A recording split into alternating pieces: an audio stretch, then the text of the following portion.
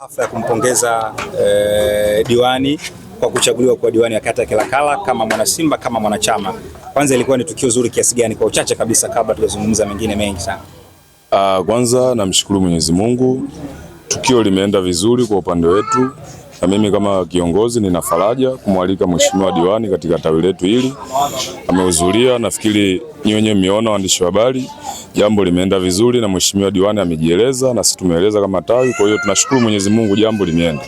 Kumekuwa na vikao vingi sana kwa wana Simba, mitazamo imekuwa ni tofauti. Mnaamini mpo kwenye njia salama kukifikia kile ambacho mnakihitaji mwisho wa siku?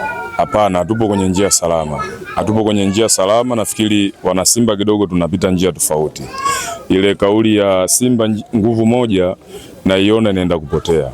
Mfano mfupi nitazungumzia juzi kati nimeona wanaojiita ma-influencer wa Simba, akina Kisugu, mwenyekiti wa tawi la Simba mpira pesa bwana Shabani, akina Pasi Milioni, akina JB 64 wanaongea, wanasema wanataka wakafanya albadili.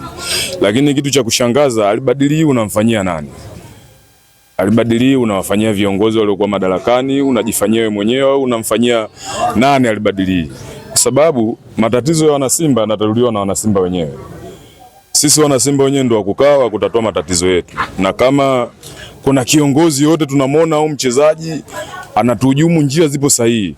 Wewe nyinyi wote nafikiri mnajua pale kuna influencer yote ambaye hawezi kumfikia kiongozi yote ngazi ya juu, iwe kiongozi wa bodi ya wakurugenzi bana Crescentus Magoli na wajumbe wake ambao upande wa mwekezaji, iwe upande wa Mangungu wale wajumbe wale ma-influencer wote wanaongea kama mimi ninavyoongea na nyinyi hapo.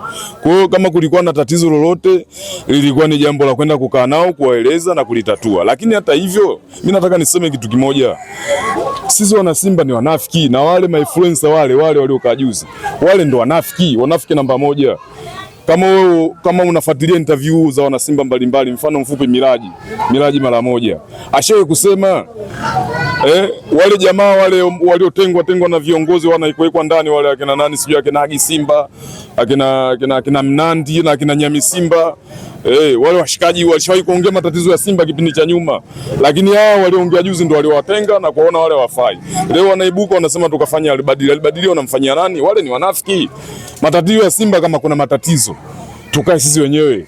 Wewe umeona wale leo pochi zikituna tu, wale wakipewa 50 tu utayasahau yote, hakuna albadili, hakuna cha nini. Lakini wana uchungu, wanaongea ni kama wana uchungu wa kinafiki. Mimi nisikilize blaza, mimi nakwambia pochi ikisoma 50 wale, umeone hata mtu mmoja kuitisha albadili pale.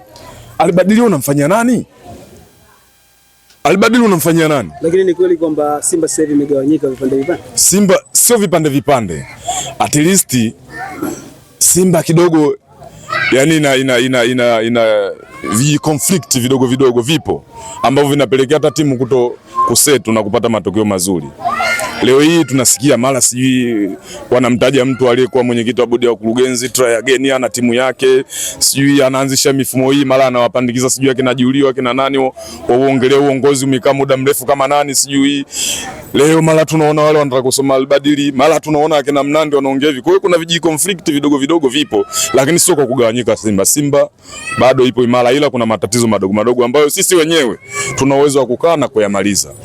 Mwenyekiti, moja ya swali ambao wanajiuliza mashabiki ama wanachama wa Simba Sports Club ni hususan kwenye mwenendo wa uongozi. Wewe ni miongoni mwa watu ambao wamesema wale wanashindikizwa. Nini taswira wewe ukiutazama uongozi kutokana na misimu minne hamjafanya vizuri? Sijakuelewa, bado wanashinikizwa kina nani? Miongoni mwa watu ambao wamesema kwamba wale wanapamshiwa kwamba yani kama wale akina Miraji ambao wamesema kwamba huenda wakipewa kitu kidogo mambo wakabadilisha kauli. Simba imefanya vibaya misimu minne bila kuchukua kombe lolote ama taji lolote. Taswira na kila ambacho anakizungumza wewe unakipinga. Nini hasa unalenga? Kwanza mwandishi, sijampinga Miraji, nimekwambia mfano mfupi. Miraji mara moja, kuna mshikaji anaitwa Miraji ana mshikaji wake anaitwa Chagamba, wanaojiana sana kwenye media yao. Kipindi cha nyuma aliwahi kuzungumza matatizo ya Simba, ashawahi kuzungumza matatizo ya uongozi, na juzi kasema, sijui unanielewa. Ndio maana nakwambia kuna conflict, na wale walioongea juzi wale wanafiki. Yani ya matatizo yote unayaona chanzo ni wale. Haya yote tunaona ya Simba. Wale akina JB64, akina Shabani, akina nani, wale ndo tatizo. Kwa sababu likionekana tatizo wao hawataki kusema. Pochi Kitu na 30 hawasemi. Wanakuwa kimya. Akina Mnandi wakibwatuka wanaona maadui. Kwa hiyo kama mnaamua kubwatuka, matatizo mkiona batukeni wote. Mimi kiongozi by protocol siwezi kumsema kiongozi wote. Sawa? Ila ninachokiona mimi kwamba uongozi bado hujakuwa stable. So upande wa mwekezaji, so upande wa wanachama. Wote hawajawa kitu kimoja, hawajaimba lugha moja, na ndio maana 4 years hatufanyi vizuri. Kwa hiyo ili turudi kwenye mstari inatakiwa tufanye assessment kuanzia uongozi wa juu, uongozi wa matawi na hawa my friends. Wote tuwe kitu kimoja. Mimi naamini tukiwa kitu kimoja tunashinda blaza.